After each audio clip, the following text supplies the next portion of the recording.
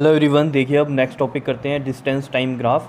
देखो, जो distance time graph है उसमें जो डिस्टेंस लेते हैं हम वो वाई एक्सिस के अलोंग लेते हैं और जो टाइम होता है वो हम एक्स एक्सिस के अलोंग लेते हैं। ठीक है, तो यही लिखा हुआ है, in plotting the distance time graph distance is taken along Y axis and time along X axis. Clear. अब देखो, इसका जो फर्स्ट आता है ग्राफ वो क्या है, for an object at rest. जब ऑब्जेक्ट रेस्ट पर तब डिस्टेंस टाइम ग्राफ कैसे बनेगा। ठीक है, तो देखो ऑब्जेक्ट जब रेस्ट पर है तो यानी कि ऑब्जेक्ट मूव ही नहीं कर रहा है। तो देखो जैसे यहाँ पर इस ग्राफ में, जैसे मान लो यहाँ पर ये 1 मीटर है और ये वाला पॉइंट हमारे पास 2 मीटर का है। एग्जाम्पल के तौर पे मैं आपको बता रहा हूँ ये। ठीक है, इस तरीके से 2 मीटर का और ये 1 मीटर का। और देखो अब ये 2 मीटर के ऊपर ये इस तरीके से एक लाइन लगाई हुई है हमने, जो कि हमने बोला है कि स्ट्रेट लाइन है parallel to the time axis. ये देखो स्ट्रेट लाइन है पैरेलल है किसके, टाइम एक्सिस के। तो ये ऐसा क्यों बना है ग्राफ, क्योंकि ऑब्जेक्ट रेस्ट पे, मान लो वो 2 मीटर पर ही खड़ा है। ठीक है, और टाइम देख लो इंक्रीज हो रहा है, लेकिन 2 मीटर पर ही है वो, देख लो। ठीक है, अगर 2 मीटर से ऊपर जाएंगे तो ये ऊपर की तरफ चलता ग्राफ। ठीक है ना, तो ये तो 2 मीटर पर ही है, तो देख लो डिस्टेंस तो चेंज ही नहीं हो रहा है, टाइम चेंज हो रहा है। टाइम तो रुकता नहीं है किसी के लिए, तो ऑब्वियस बात है टाइम इंक्रीज हो रहा है। लेकिन टाइम इंक्रीज होने के साथ साथ क्या हो रहा है, यहाँ पर डिस्टेंस वही है, 2 मीटर पर है तो वो 2 मीटर पर ही है टाइम के साथ इंक्रीज होने पर भी। समझ रहे हो। तो इसलिए ये जो ग्राफ है ये कैसा बना है, स्ट्रेट लाइन बना है, that is parallel to time axis. क्या समझ में आई है कहानी। ठीक है, अब है next, for an object in uniform motion. Uniform motion में क्या होता है कि ऑब्जेक्ट जो है इक्वल डिस्टेंस कवर करता है in equal interval of time. ठीक है, तो उसके लिए ग्राफ इस तरीके से बना है, दैट इज़ ये भी स्ट्रेट लाइन है लेकिन ये इंक्लाइंड है टाइम एक्सिस पे। ठीक है ना, इंक्लाइंड क्या होता है, किसी एंगल पर है। ठीक है, तो straight line inclined to time, यहाँ क्या थी, ये स्ट्रेट लाइन थी पैरेलल टू टाइम एक्सिस, यहाँ पर क्या है, ये straight line inclined to time axis. Clear है इतनी बात। अब ये बना कैसे होगा, देखो यहाँ पर ये समझाता हूँ मैं इस तरीके से, जैसे ये ग्राफ इस तरीके से बना हुआ है। ठीक है, तो ये देखो, जैसे मान लो ये यहाँ पर 2 मीटर चला और कितने सेकंड में चला, ये 1 सेकंड में। ठीक है, और फिर ये चला यहाँ पर 4 मीटर 2 सेकंड में। तो ये देख लो इक्वल डिस्टेंस हो रहा है। और ये 6 मीटर चला कितने में, मान लो ये यहाँ पर 3 सेकंड में। ठीक है, तो देखो इक्वल इंटरवल ऑफ टाइम है, 1 सेकंड का गैप है और इक्वल ही डिस्टेंस चल रहा है। ये 2 मीटर यहाँ है, 2 मीटर यहाँ है और 2 मीटर का ही गैप यहाँ पर है। ठीक है, तो ये कोऑर्डिनेट्स ऐसे बन रहे हैं ना आपके पास, ये देखो 1,2, ये 1 इसका और 2 इसका, तो यहाँ बनेगा। और ये वाला 2,4 यहाँ बनेगा और 3,6 ऐसे बनेगा। तो कोऑर्डिनेट पता है ना आपको कैसे लिखते हैं, एक्स और ये वाई। तो देख लो इस तरीके से स्ट्रेट लाइन बनता है। तो यूनिफॉर्म मोशन अगर है तो आपका डिस्टेंस टाइम ग्राफ कैसे बनेगा, straight line inclined to time axis. क्या इतनी बात क्लियर है। नेक्स्ट देखो पॉइंट क्या है कि स्लोप जो है डिस्टेंस टाइम ग्राफ का क्या बताता है आपको, स्पीड बताता है। Slope of distance time graph gives you speed. देखो कैसे, देखो यहाँ पर मैं इसको दोबारा से बनाता हूँ, इस चीज़ को हम प्रूफ करेंगे कि स्पीड कैसे बताता है। देखो ये इस तरीके से स्ट्रेट लाइन बना हुआ है। ठीक है, ये है आपके पास यहाँ डिस्टेंस और ये है यहाँ पर आपके पास टाइम। ठीक है, तो यहाँ पर मैं ये वाला पॉइंट कंसीडर कर लेता हूँ, ये है S2, डिस्टेंस को मैं S से लिख रहा हूँ यहाँ पर। ठीक है, और ये वाला जो टाइम है ये हो गया टाइम T2। ठीक है, और ये वाला पार्ट इतना कंसीडर कर लेते हैं इसका हम, ये वाला S1 डिस्टेंस और ये वाला T1 टाइम है। ठीक है, क्लियर है।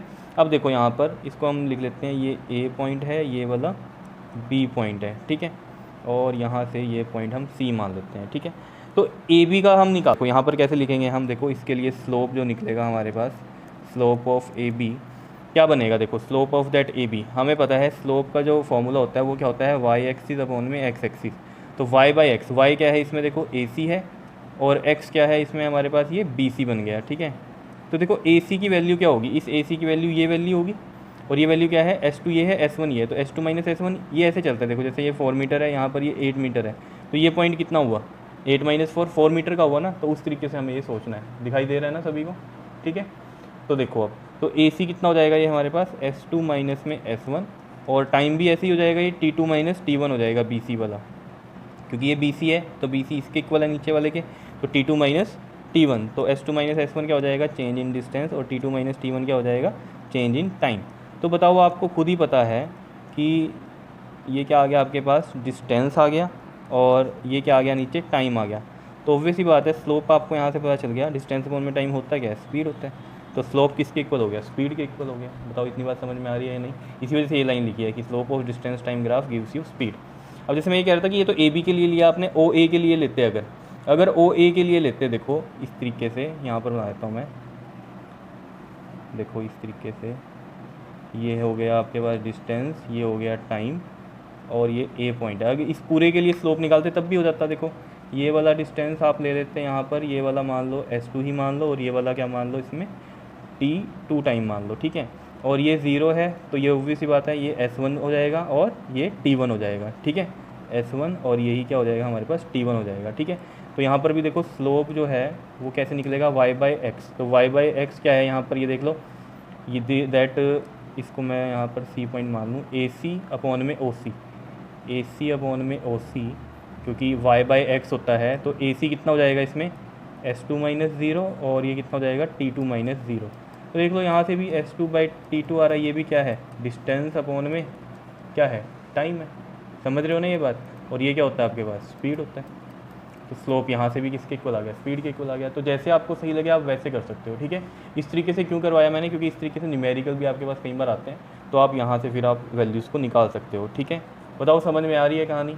तो ये था आपके पास ऑब्जेक्ट इन यूनिफॉर्म मोशन, ठीक है, जिसमें कि ऐसा ग्राफ बन रहा है, that is straight line inclined to time axis. और डिस्टेंस टाइम ग्राफ का जो स्लोप होता है वो आपको क्या बताता है, स्पीड बताता है। ये बात आपको याद रखनी है, ठीक है। थर्ड पॉइंट पे चलते हैं, जहाँ पर ये क्या बोलते हैं आपको, for an object in non uniform motion. Non uniform में क्या होता है, unequal distance in equal interval of time, ठीक है। तो इसमें दो केस चल सकते हैं, एक तो स्पीड इंक्रीजिंग का चल सकता है कि ज़्यादा डिस्टेंस कवर हो रहा है कम टाइम में, ठीक है, तो वो किस केस में होता है, स्पीड जब ज़्यादा होगी। और एक केस चल सकता है जिसमें स्पीड डिक्रीज़ होगी, इस केस में क्या होगा, डिस्टेंस कम कवर होगा ज़्यादा टाइम में। समझ रहे हो बात। तो जैसे यहाँ पर फर्स्ट पॉइंट लिखा हुआ है, here speed of an object increase with time. यहाँ पर देख लो स्पीड इंक्रीज हो रही है, ठीक है ना। यूनिफॉर्म होता तो कांस्टेंट स्पीड होती, नॉन यूनिफॉर्म में तो या तो बढ़ेगी स्पीड या घटेगी स्पीड, ठीक है। अब देखो स्पीड बढ़ रही है तो ऑब्वियस सी बात है डिस्टेंस ज़्यादा कवर होगा कम टाइम में, यही मतलब है स्पीड ज़्यादा का, ठीक है ना। तो ये देख लो, ये जो कर्व है ये डिस्टेंस की तरफ जाएगी। और जो सेकंड पॉइंट है हमारा, speed of an object decreases with time, यहाँ पर स्पीड डिक्रीज होगी विद टाइम। तो इस केस में देख लो कर्व कहाँ जा रही है, टाइम की तरफ जा रही है। मतलब क्या है, डिस्टेंस कम कवर हो रहा है ज़्यादा टाइम में, तो ये क्या है हमारे पास, स्पीड डिक्रीज़ का ही है। देखो ना, ज़्यादा टाइम लग रहा है और डिस्टेंस कम कवर हो रहा है, तो यानी कि स्पीड क्या है, कम है। और जहाँ डिस्टेंस ज़्यादा कवर हो रहा है कम टाइम में, तो इसका मतलब क्या है, वहाँ स्पीड ज़्यादा होगी।